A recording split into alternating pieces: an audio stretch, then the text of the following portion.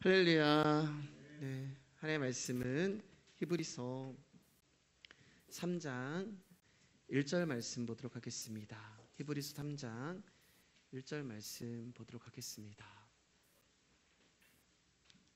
히브리서 3장 1절입니다. 한 절 말씀입니다. 우리 같이 앞에 보시고 또 여러분 성경 보시고 같이 읽도록 하겠습니다. 시작.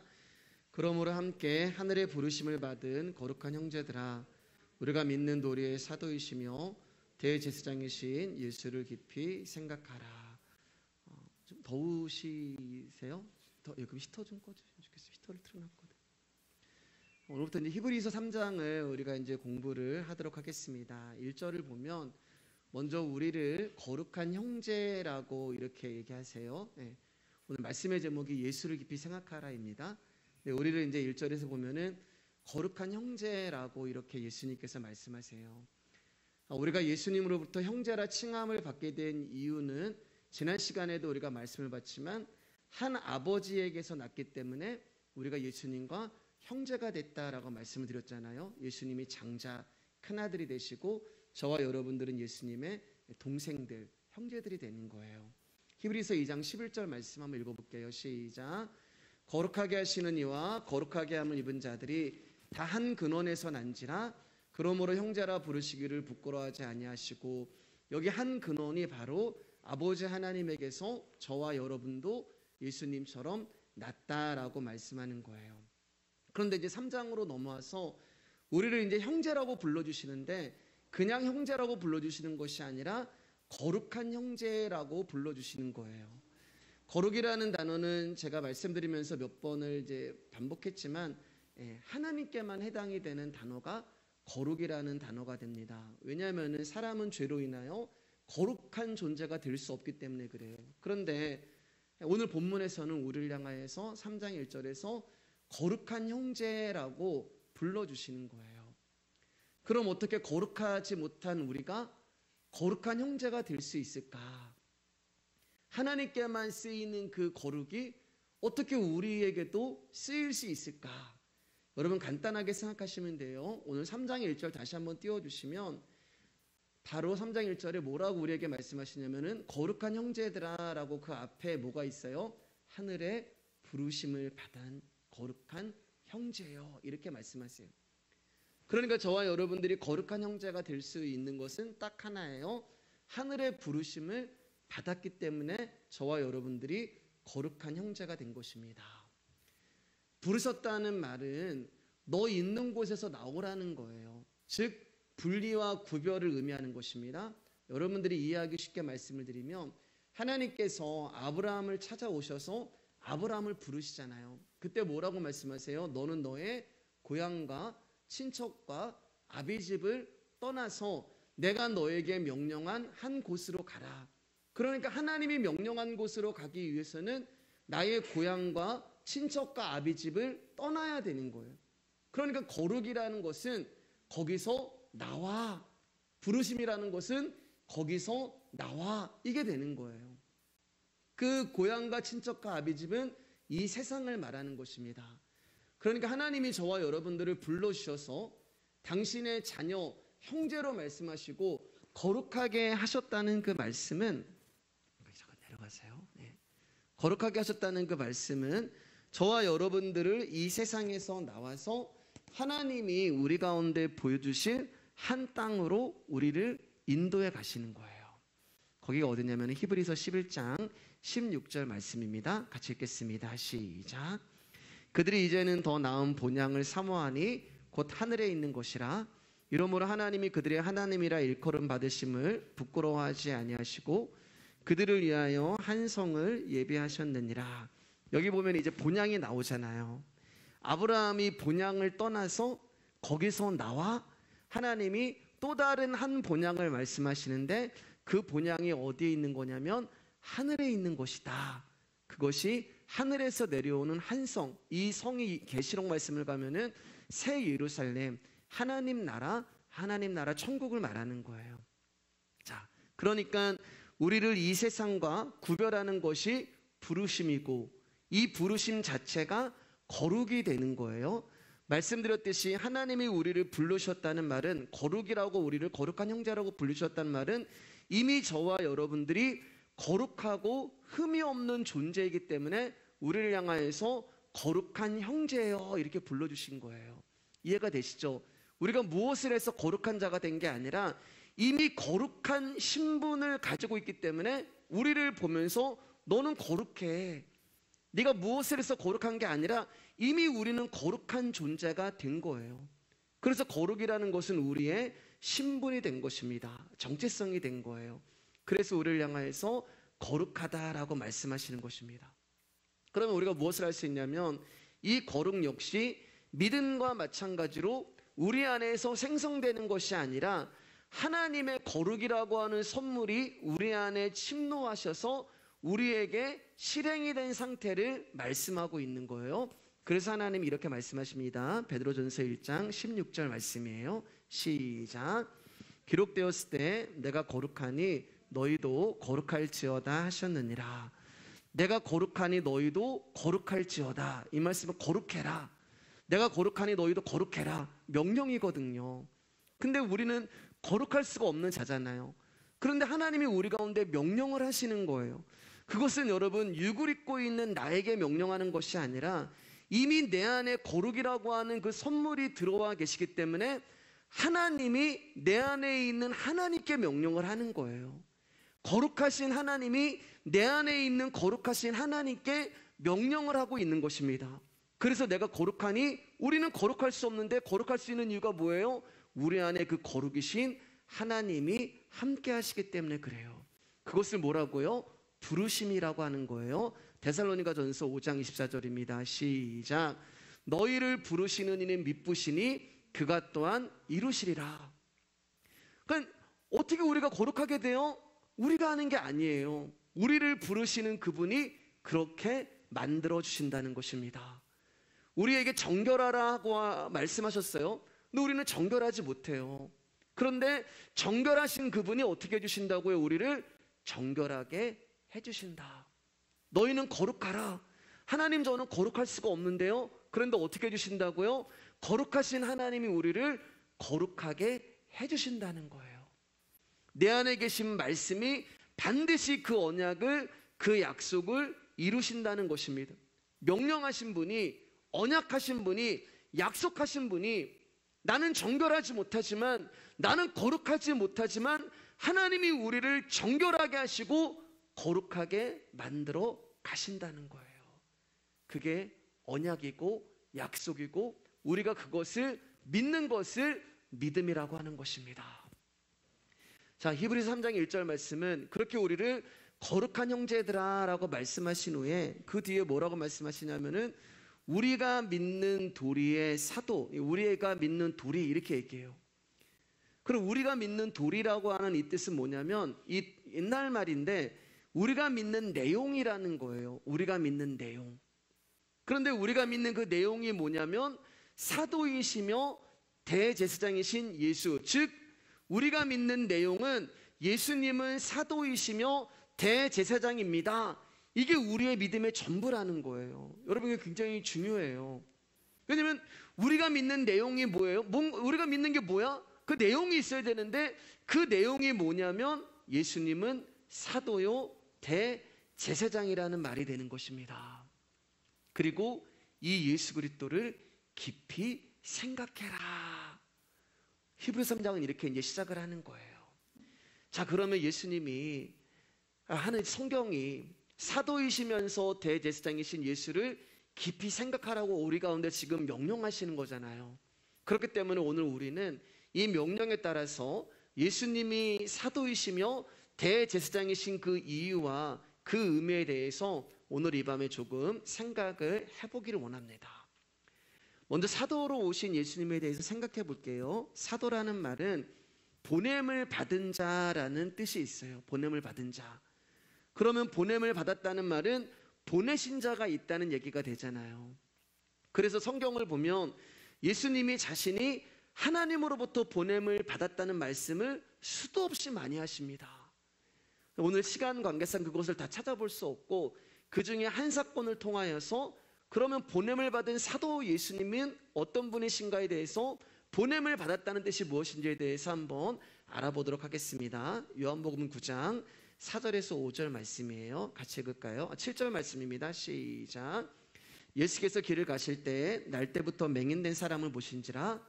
제자들이 물어 이르되 라삐여, 이 사람이 맹인으로 난 것이 누구의 죄로 인하임이니까? 자기니까 그의 부모니까? 예수께서 대답하시되 이 사람이나 그 부모의 죄로 인한 것이 아니라 그에게서 하나님이 하시는 일을 나타내고자 하심이니라. 때가 아직 낮음에 나를 보내신 이의 일을 우리가 하여야 하리라. 밤이 오리니 그때는 아무도 일할 수 없느니라. 내가 세상에 있는 동안에는 세상의 빛이로다. 이 말씀을 하시고 땅에 침을 뱉어 진흙을 이겨 그의 눈에 바르시고 이르시되 실로암 못에 가서 씻으라 하시니. 여기 이제 4절을 보시면 예수님께서 뭐라고 말씀하세요? 나를 보내신 이의 일을 우리가 하여야 하리라. 이 말의 정확한 뜻은 나를 보내신 이의 일을 내가 반드시 해야 된다는 거예요. 해도 되고 안 해도 되는 그런 뜻이 아니라 나를 보내신 분의 그 일을 내가 반드시 해야 한다. 그러면 반드시 해야 하는 하나님의 일이 무엇일까? 나를 보내신 이가 하나님이시잖아요. 하나님의 일을 반드시 해야 된다. 그 일이 무엇인가? 그것은 바로 세상의 빛으로 오신 예수 그리스도를 믿게 하는 것이 사도로 오신 예수님의 일이 되는 거예요. 다시 한번 말씀드릴게요.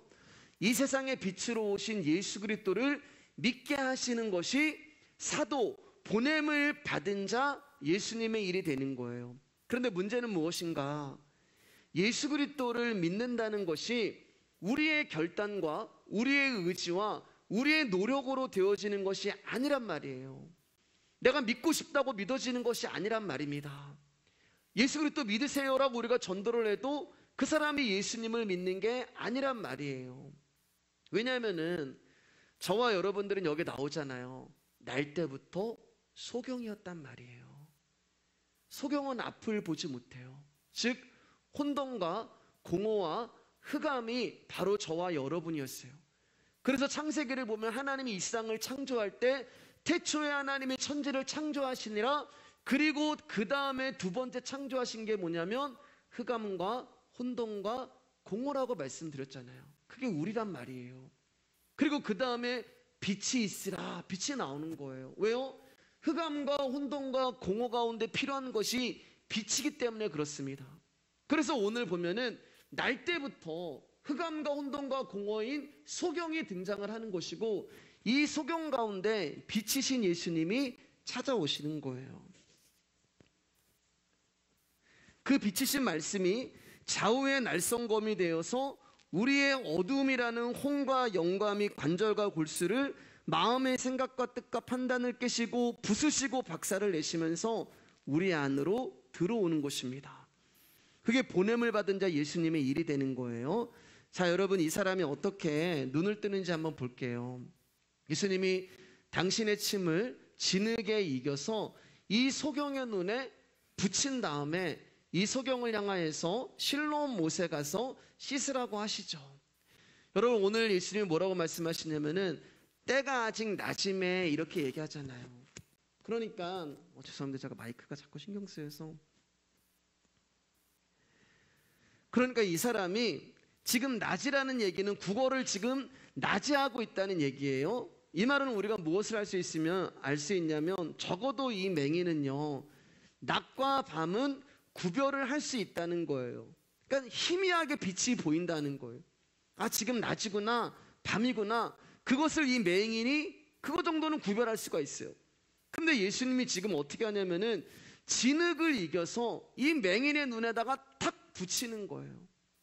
그나마 낮과 밤이라도 희미하게 보이는 그 눈이 이제는 완전히 캄캄한 상태가 되었습니다.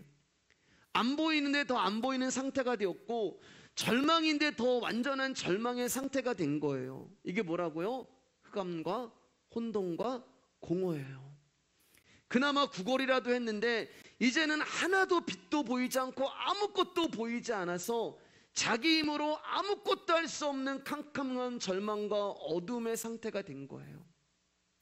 그런데 예수님이 이 맹인에게 뭐라고 말씀하시냐면은 황당무계한 말씀을 하시는데 실로암 못에 가서 씻어라 말씀하세요. 황당무계한 말씀을 하시는데 더 황당한 것은 이 맹인이 실로암 못에 가서 씻고 왔다는 거예요. 요한복음 9장 7절입니다. 시작. 이르시되 실로암 못에 가서 씻으라 하시니 실로암은 번역하면 보냄을 받았다는 뜻이라 이에 가서 씻고 밝은 눈으로 왔더라. 오늘 보냄을 받은 자 사도 예수님에 대해서 말씀을 나누고 있잖아요. 예수님은 소경의 눈에 진흙을 바르시고 실로암 못으로 가서 씻으라고 하셨는데 이 황당무계한 말씀에 이 황당한 일을 소경이 한단 말이에요. 그럼 여러분 생각해 보세요. 지금 가뜩이나 희미하게 보이는 그 눈 가운데 진흙이 덩어리가 와가지고 눈에 탁 붙였기 때문에 이제는 아무것도 안 보이는 상태인데 이 맹인이 실로암에 갔다는 말은 어떤 의미가 있는 거예요? 보인다는 거예요. 뭐가 보이는 거예요? 실로암만 보인다는 거예요. 다른 게 보이는 게 아니라 실로암만 보인다는 거예요.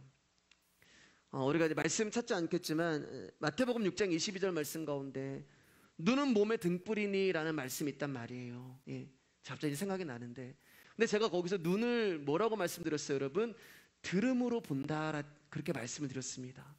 마태복음 6장 22절에 눈은 몸의 등불이니 근데 거기서 말하는 눈은 보는 눈이 아니라 들음으로 본다라는 그 뜻이 된다고 말씀드렸어요. 그러니까 지금 이 맹인이 볼 수 있는 것은 실로암까지만 보는 거예요. 예수 그리스도의 말씀을 통하여서 그가 실로암까지만 볼 수 있는데 그 실로암의 뜻이 뭐예요? 보냄을 받은 자. 보냄을 받은 자가 누구라고요? 사도이신 예수님. 그러니까 지금 이 맹인 가운데 앞이 캄캄해서 하나도 볼 수 없는 그 맹인에게 말씀이신 예수님이 찾아와서 당신을 계시해 주고 계시는 거예요. 그래서 실로암이라는 뜻을 보냄을 받은 자라고 성경이 설명을 하고 있는 것입니다. 그러니까 그분이 우리 가운데 오셨다는 것은 예수 그리스도만 보이게 하시는 거예요. 이게 4절에서 예수님이 자신을 소개할 때 나를 보내신 이의 일을 해야 한다라고 하신 예수 그리스도의 일이 되는 것입니다. 선생님 마스크 잠깐.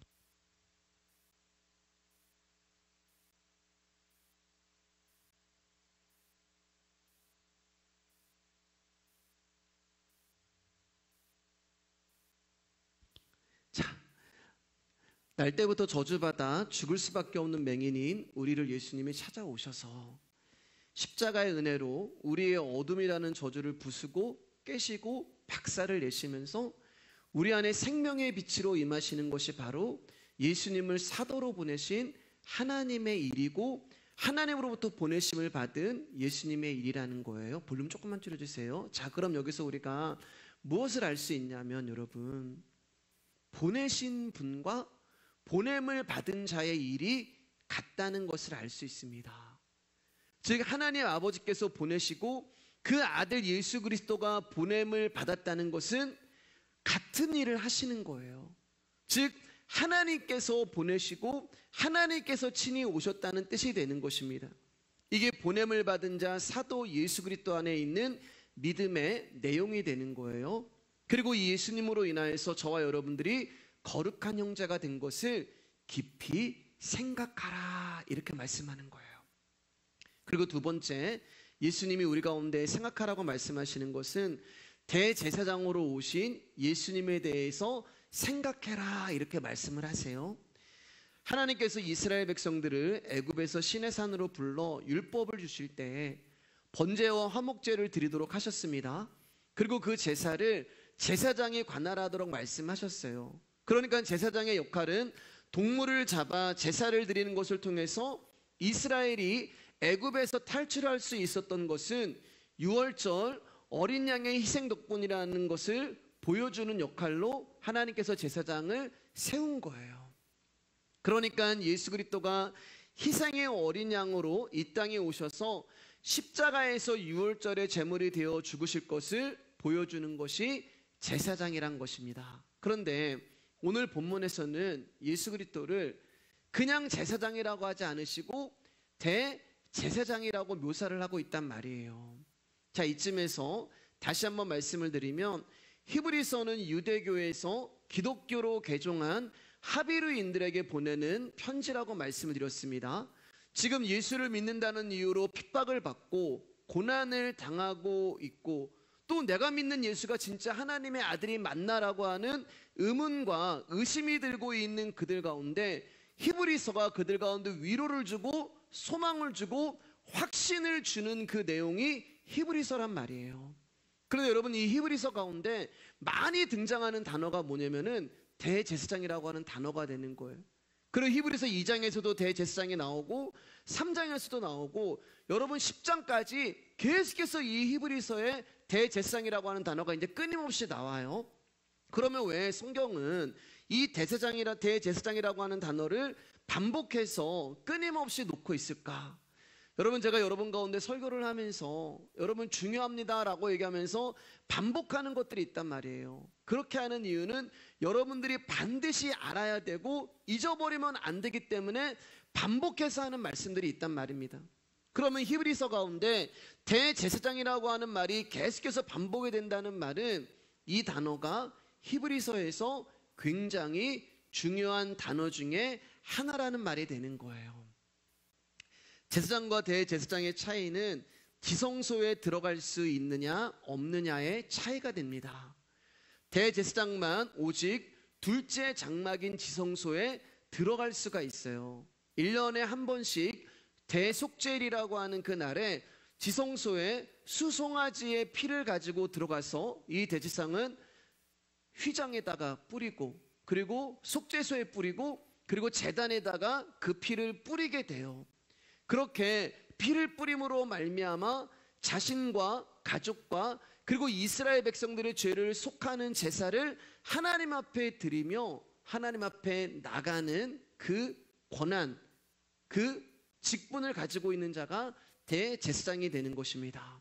그러니까 대제사장이라고 하는 의미 가운데는 뭐가 있냐면 온 이스라엘 백성들의 죄를 대신 지고 하나님 앞에 나아가는 자라는 그런 의미가 있어요. 그분이 바로 이 땅에 오신 예수 그리스도가 되는 거예요. 히브리서 10장 1절에서 4절입니다. 시작. 율법은 장차 올 좋은 일의 그림자일 뿐이요 참 형상이 아니므로 해마다 늘 드리는 같은 제사로는 나오는 자들을 언제나 온전하게 할 수 없느니라. 그렇지 아니하면 섬기는 자들이 단번에 정결하게 되어 다시 죄를 깨닫는 일이 없으리니 어찌 제사 드리는 일을 그치지 아니하였으리요. 그러나 이 제사들에는 해마다 죄를 기억하게 하는 것이 있나니 이는 황소와 염소의 피가 능히 죄를 없이 하지 못함이라. 자, 그런데 이 사람 대제사장 있잖아요. 이스라엘의 제사장의 우두머리인 이 대제사장이 이제 1년에 한 번씩 해마다 제사를 드리는데 성경이 뭐라고 이야기를 하고 있냐면 그들이 드리는 제사는 온전하지 않다라고 이야기를 하고 있어요. 그들이 드리는 제사는 온전하지 않다. 그 말은 하나님이 그 제사를 받지 않는다라는 말씀을 하고 있는 것입니다. 왜냐하면 그들이 드리는 제사를 통하여서 그들의 죄가 사함을 받지 못하기 때문에 그래요. 만약 그들이 드리는 제사를 통하여서 그들의 죄가 사함을 받았다면 더 이상 죄의 의식도 느끼지 않으며 제물도 드리는 일도 그쳐야 하는데 이 사람들은 해마다 똑같은 제사를 드리고 있는 거예요. 왜요? 제사를 드리면 드릴수록 나의 죄가 더 기억이 나기 때문에 그렇습니다. 여러분 잘 들어보세요. 제사를 드린다는 것은 내가 하나님 앞에 죄인이라는 것을 인정하는 것에서 나오는 행위란 말이에요. 적어도 내가 죄인이라는 것을 아는 것이고 그 죄의 값은 죽음이라는 것을 인정한다는 것입니다. 그래서 그 죄를 없이 하려고, 그 죄를 지워버리려고 계속해서 이 사람들이 하는 게 뭐냐면 제사를 드리는 거예요. 그 죄를 없애보려고 더 열심히 소를 잡고, 그 죄를 없애보려고 더 열심히 염소를 잡고 제물을 드리고 제사를 드리는데 문제가 뭐라고요? 죄가 안 없어져요. 열심히 소 잡고 열심히 양 잡고 열심히 염소 잡고 열심히 금식하고 열심히 막 예배 드리고 열심히 내가 하나님 앞에 노력하는데도 죄가 없어지는 게 아니라 죄가 더 기억에 나는 거예요. 더 그 죄의 무게가 점점 많아지는 것입니다. 여러분, 심각한 거잖아요. 생각해 보세요. 심각한 거예요. 예를 들면 저와 여러분들이 하나님 앞에 예배라는 종교행위를 통하여 나의 죄를 씻어보려고, 제가 왜 이제 종교행위라고 얘기하냐면 이 예배를 통하여 나의 죄를 씻어보려고 열심히 노력을 한단 말입니다. 열심히 예배드리고 열심히 내가 하나님 앞에 노력하고 열정을 가지고 소 잡고 염소 잡고 양 잡고, 그런데 우리가 그 예배라는 종교행위를 아무리 열심히 하고 아무리 반복을 하고 아무리 노력을 해도 그 예배로 우리의 죄가 해결이 되지 않는 거예요. 제사를 드리는 목적은 나의 죄를 해결하고 나의 죄를 씻는 것에 있는데, 사람들이 드리는 제사로서는 이 죄가 씻김을 받을 수도 없고 없어지지도 않고 계속해서 기억이 난단 말이에요. 그럼 뭐예요? 헛수고하는 거란 말입니다. 나의 열심으로 열심히 한번 해보지만 해결이 되지 않는다는 거예요. 근데 어떻게 하는 거예요? 여러분, 죄라는 것은 하나님이 없다라고 인정해야지 죄가 없는 것이지, 내가 없다고 하는 것은 아무 소용이 없는 거예요. 이 죄가 해결이 되지 않았는데도 불구하고 그냥 내가 드리는 예배를 통하여서, 내가 드리는 제사를 통하여서 내 죄가 해결이 됐다고 스스로 믿는 것뿐입니다. 죄는 우리가 드리는 황소와 염소의 피로 해결이 되는 게 아니에요.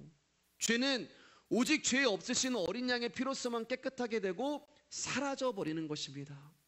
그래서 예수님이 세상 죄를 지고 가는 어린 양으로 이 땅에 오신 거예요. 왜 세례 요한이 보라 세상 죄를 지고 가는 어린 양이로다. 왜 어린 양으로 오신 거예요? 우리를 대신해서 제물이 되어 죽으시려고. 그러니까 예수님은 당신의 피를 가지시고 지성소에 들어가는 대제사장이 되신 거예요. 그러니까 제물도 예수님이고 그 제물의 피를 가지고 지성소에 들어가는 대제사장도 예수님이 되시는 것입니다. 왜냐하면 하나님이 받으시는 피는 황소의 피도 아니고 염소의 피도 아니고 오직 예수 그리스도의 피, 자기의 피밖에 받으시지 않기 때문에 그래요.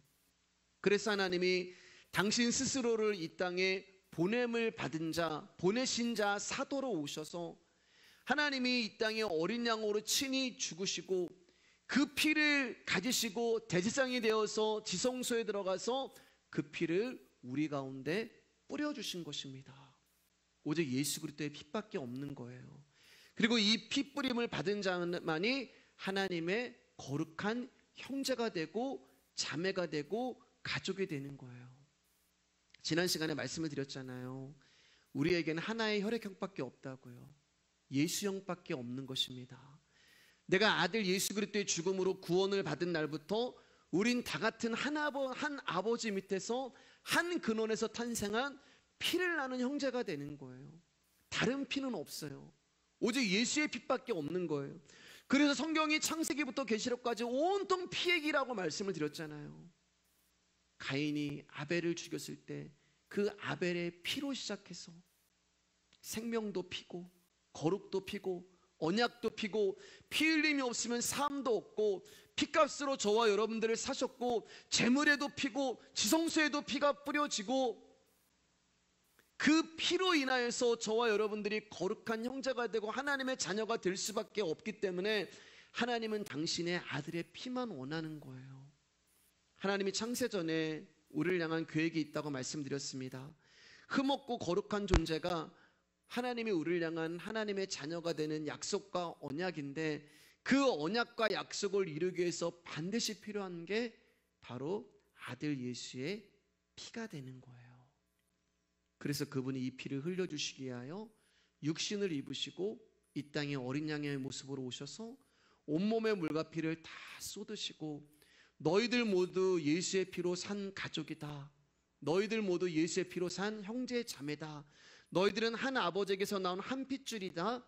이거 설명해 주시려고 그분이 보냄을 받은 사도로 이 땅 가운데 오셔서 우리와 같은 똑같은 사람의 모습으로 오셔서 피 흘려 죽으시고 그 피를 우리 가운데 뿌려주신 것입니다. 히브리서 10장 14절부터 18절까지입니다. 시작.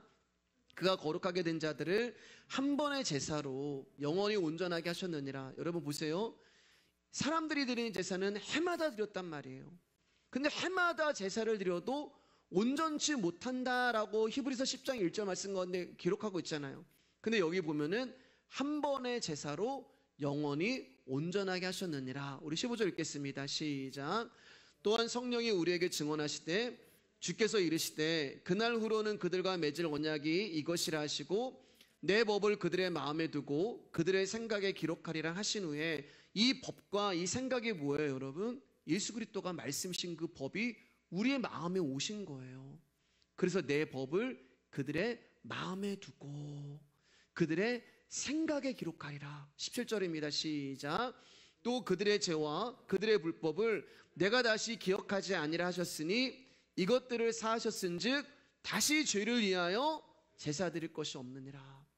사람들이 드리는 제사는 제사를 드리면 드릴수록 죄가 기억이 났단 말이에요. 그런데 예수 그리스도가 우리를 위하여서 단 한 번의 십자가에 죽으신 그 제사를 통하여서 우리의 죄가 기억되지 않는 거예요. 우리의 죄가 없어진 거예요. 그래서 뭐라고 말씀하세요? 다시는 죄를 위하여 황소 잡고 염소 잡고 그럴 필요 없어 라고 말씀하고 계시는 것입니다. 그게 히브리서 1장 2절 말씀 가운데 이 모든 날 마지막에는 이라고 우리가 말씀을 배웠잖아요. 아들을 이 땅에 보내신 것 자체가 하나님의 마지막 계시입니다. 그리고 그날 저와 여러분들은 예수님과 함께 십자가에 죽은 거예요. 구원받은 성도에게 있어서 날이라는 것은 예수 그리스도의 십자가에 죽으심으로 모든 마지막 날이 끝이 난 것입니다. 갈라디아서 5장 24절입니다. 시작. 그리스도 예수의 사람들은 육체와 함께 그 정욕과 탐심을 십자가에 못 박았느니라. 우리의 육체가 십자가에 못 박였다고 말씀하세요. 우리의 육체라는 것은 옛사람을 말하는 거예요. 죄를 말하는 거예요. 그러니까 우리의 육체로는 이미 죽은 자들이에요. 죄로 인하여서요. 그런데 이 죽은 자들, 이 육체를 향하여서 뭐라고 말씀하세요? 그리스도 예수의 사람들이라고 말씀하고 있는 거예요. 저와 여러분들이 죽은 육체로 사는 그런 자들인데, 죄로 인하여서 죽은 자들인데, 성경은 우리를 향하여서 그리스도 예수의 사람들이라고 불러주시는 거예요. 왜요? 예수 그리스도야, 예수 그리스도의 생명이 죽어있는 우리 안에 오셔서 부활하심으로 말미암아 영원한 생명이 되어주셨기 때문에 그래요. 그래서 사도 바울이 이제 내가 육체 가운데 사는 것은 나를 사랑하사 나를 위하여 자기 자신을 버리신 하나님의 아들을 믿는 믿음 위에서 사는 것이다 라고 고백을 하는 것입니다. 즉 내 안에 그리스도 예수가 산다는 거예요. 그리고 예수님으로 말미암아 우리가 하나님만 계신 하나님의 보좌가 있는 아무도 갈 수 없는 그 지성소로 들어갈 수 있는 자격이 생겼다는 것입니다. 주의 보좌로 나갈 때 어떻게 나가야 할까? 자격 없는 내 힘이 아닌 오직 예수 그리스도의 보혈로 말씀하는 거예요. 마가복음 15장 37절 38절입니다. 시작. 예수께서 큰 소리를 지르시고 숨지시니라. 이에 성소휘장이 위로부터 아래까지 찢어져 둘이 되니라. 아담이 범죄를 하고 창세기 3장을 보면 에덴에서 쫓겨났을 때 하나님께서 아담을 통하여서 생명나무를 따먹지 못하도록, 그 에덴의 생명나무로 들어오지 못하도록 하나님께서 길은 만들어 놓으세요. 길은 없애지 않으셨어요. 그런데 그 길 끝에 뭘 두셨냐면은 그룹들과 두루 도는 불칼을 두셔서 어느 누구도 이 생명나무에 가지 못하게 만드셨습니다. 여러분 제 말 잘 들으셔야 돼요. 생명나무의 길을 없애신 게 아니에요. 길은 있어요. 근데 우리가 못 가요. 왜냐하면 그 생명나무 앞에는 그룹들과 불칼이 지키고 있기 때문에 사람으로서는 그곳으로 갈 수 없습니다. 이 그룹들과 불칼이 있는 곳, 생명나무가 지성소란 말이에요. 자, 그런데 이 예수님이 십자가에 죽으실 때 이 생명나무를 막고 있는 그룹들과 불칼, 그 휘장이 찢어지는 일들이 생겨버려요. 그런데 말씀을 보면 휘장이 어떻게 찢어지냐? 예수님께서 큰 소리를 지르시고 십자가에 죽으실 때 성소 휘장이 위에서 아래로 찢어졌단 말이에요. 위에서 아래로 북 하고 찢어진 거예요. 그러면 휘장은 7cm 정도, 10cm 정도의 두께를 가지고 있거든요. 그러니까 사람으로서는 도저히 찢을 수 없는 거예요. 그리고 만약 사람이 찢었다면 아래에서 위로 찢을 수밖에 없는 거예요. 그런데 성소 휘장이 위로부터 아래로 찢었다면 사람이 아닌 위에 계신 어떤 분이 찢어버렸다는 거예요. 하늘로부터 휘장이 찢어진 것입니다. 생명나무, 지성소를 맡고 있는 그 휘장, 그 그룹들과 불칼이 위로부터 아래로 하나님이 찢으신 거예요. 그러면 여러분, 하나님이 그 휘장을 위에서부터 아래로 찢었다는 말은 당신의 아들 예수 그리스도의 그 육체를 찢으신 거예요. 십자가에 누가 아들을 달리게 하셨냐? 하나님이 달리게 하신 거예요. 십자가에서 누가 아들을 죽이셨냐? 하나님이 죽이신 것입니다. 위에서 내려오신 예수 그리스도께서 저와 여러분들 죄인들의 삶을 몽땅 짊어지시고 십자가의 죽으심으로 말미암아 그 그룹들을 통과하게 하여 그분이 품으신 모든 죄인들에게 생명나무이신 자신의 생명을 주심으로 저와 여러분들을 거룩하다고 말씀하시는 그 하나님의 자녀로 만들어주신 거예요. 히브리서 10장 19절 20절에 이 말씀을 이렇게 기록하고 있어요. 같이 읽겠습니다. 시작. 그러므로 형제들아 우리가 예수의 피를 힘입어 성소에 들어갈 담력을 얻었나니 그 길은 우리를 위하여 휘장 가운데로 열어놓으신 새로운 살 길이요 휘장은 곧 그의 육체니라. 그 육체가 찢어졌단 말이에요. 아래에서 찢으면 사람이 찢은 거예요. 근데 그 두꺼운 두께가 예수님이 십자가에서 죽으실 때 위로부터 찢었다는 것은 그 육체를 하나님이 당신의 아들의 육체를 찢으신 거예요. 그리고 그 죽음으로 말미암아 그 죽으실 때 흘렸던 예수 그리스도의 보혈로 말미암아 저와 여러분들이 이제 성소에 들어갈 수 있는, 지성소에 들어갈 수 있는 1년의 대속제일에 오직 대제사장만 한 사람만이 들어갈 수 있는 그 지성소에 저와 여러분들이 들어갈 수 있는 자격이 생긴 거예요. 그렇게 예수님이 찢겨 죽으심으로 말미암아 생명나무를 지키고 있던 그룹들이 다 사라져 버린 거예요. 그 휘장을 보면 그래서 그룹들이 막 이렇게 수놓아져 있는 것입니다. 제가 아까 길은 없애지 않으셨다고 말씀드렸잖아요. 왜 하나님께서 길을 없애지 않으셨을까? 그 길로 예수 그리스도가 오셔야 되기 때문에 그렇습니다. 그래서 새로운 살 길이요 내가 곧 길이요 진리요 생명이니 그 길은 우리가 가는 길이 아니라 그분이 오시는 거예요. 회개하라 천국이 가까이 왔느니라. 그 길을 통해서 천국이 우리 가운데 오시는 것입니다. 그래서 예수님이 생명의 길이 되는 것이고 예수님으로 말미암지 않고는 아버지께로 갈 수가 없는 거예요. 우리의 대제사장 되시는 예수님이 우리에게 당신의 피를 뿌려주심으로 말미암아 저와 여러분 역시 지성소에 들어갈 수 있는 택한 족속이요 거룩한 제사장이 된 것입니다. 그리고 이제 예수의 피를 믿는 자들은 누구나 하나님의 보좌 앞으로 나갈 수가 있는 거예요. 여러분 왜 우리가 기도할 때마다 마지막에 예수님의 이름으로 기도합니다 라는 것을 붙이는지 아세요? 그 예수님으로 하나님께 나아갈 수 있기 때문에 그렇습니다. 하나님 앞에 나아갈 수 있는 유일한 길이 예수의 이름과 예수의 피에 있기 때문에 그래요. 대제사장은 1년에 한 번 지성소에 갔지만 이제 저와 여러분들은 1년에 한 번이 아닌 1년 365일 24시간 그 예수 그리스도가 내 안에 오셔서 너희가 하나님의 성전인 것과 말씀하시잖아요. 지성소를 우리 안에 만들어주신 거예요. 그분이 거하시는 장소, 너희가 하나님의 성전인 것과 우리를 당신의 집으로 만들어주시고, 그래서 다음 주에 볼 거지만 이제 2절부터 집 이야기가 나와요. 히브리서 3장 2절부터 우리를 집으로 만들어주신 거예요. 그리고 우리를 형제라고 말씀하시고 우리를 가족이라고 말씀하신 것입니다. 그러면 말씀 이제 마칠게요. 처음에 우리가 믿는 도리, 우리가 믿는 내용, 그 내용이 뭐냐면 사도요 대제사장이신 예수님이라고 얘기했잖아요. 다른 믿는 게 없어요. 우리의 믿음은 사도요 대제사장이신 예수님밖에 없는 거예요. 그것만 성경에 이야기하고 있는 거예요. 왜 예수님이 사도로 오셨고 또 왜 예수님이 대제사장으로 우리에게 오셨는지를 성경이 뭐라고요? 깊이 생각해라. 교회로 그러면 돌아오는 주일이 부활주일이고 이번 주는 예수님의 고난을 깊이 묵상하는 고난주간이기도 합니다. 그런데 여러분, 우리가요, 사도로 오신 예수님을 알지도 못하는데, 대제사장으로 오신 예수님을 알지도 못하는데 어떻게 우리가 그분의 고난을 생각할 수가 있고 어떻게 우리가 예수 그리스도를 깊이 생각할 수가 있어요? 나의 가장 정직한 영적인 상태가 내가 그리고 지금 무엇에 매여 있는지를 알 수 있는 방법이 내 입술에서 나오는 기도라고 말씀을 드렸잖아요. 그런데 여러분, 우리의 기도라는 것이요, 주여 주의 이름 3번 부르고 간절히 주의 이름 3번 부르시고 온통 기도의 내용은 뭐냐면은 내 기도밖에 없어요. 그러면 내 이름을 부르고 기도하면 되잖아요.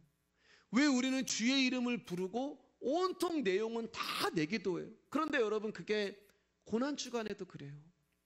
고난주간에도 주여 주여 주여 하고 사도로 오신 대제사장으로 오신 예수님에 대해서 깊이 생각하는 게 아니라 온통 내 기도밖에 없어요. 부활주일에도 주의 이름 3번 부르신 후에 날 위하여서 정말 내 안에서 부활의 생명이 되신 그 예수님, 내 안에 성전을 만드시고 나를 집으로 만드시고 나를 거룩한 형제로 만드시고 나를 가족으로 만드신 그 부활하신 예수님에 대해서 깊이 생각하는 게 아니라 온통 내 생각밖에 없어요. 예수의 이름은 없고 내 이름만 있어요. 성경은 예수를 깊이 생각하라고 말씀하시는데 우리는 너무 내 생각으로 가득 차 있는 것 같습니다. 우리는 나를 생각하는 자들이지 예수를 생각하는 자들이 아니에요. 사랑하는 여러분, 성경이 우리 가운데 명령하고 계시는 거예요. 성경이 우리 가운데 부탁하고 계시는 거예요. 뭐라고요? 너희의 믿음의 내용은 다른 것이 되면 안 돼. 너희의 믿는 도리는 사도로 오신 예수 그리스도, 대제사장으로 오신 예수 그리스도, 이게 전부가 돼야 돼. 그리고 왜 예수님이 사도로 오셨는지, 그리고 예수님이 왜 대제사장으로 오셨는지 너희들 그것 좀 깊이 생각해 봐라. 정말 깊이 생각해 봐라. 여러분, 얼마나 우리가 생각하지 않으면 예수님이 깊이 생각하라고 우리 가운데 말씀하시겠어요? 왜 예수님이 십자가 위에서 엘리 엘리 라마 사박다니 하시면서 나의 하나님 나의 하나님 왜 나를 버리셨습니까? 라고 울부짖으면서까지 끝까지 내려오시지 않으셨던 그 예수 그리스도의 마음,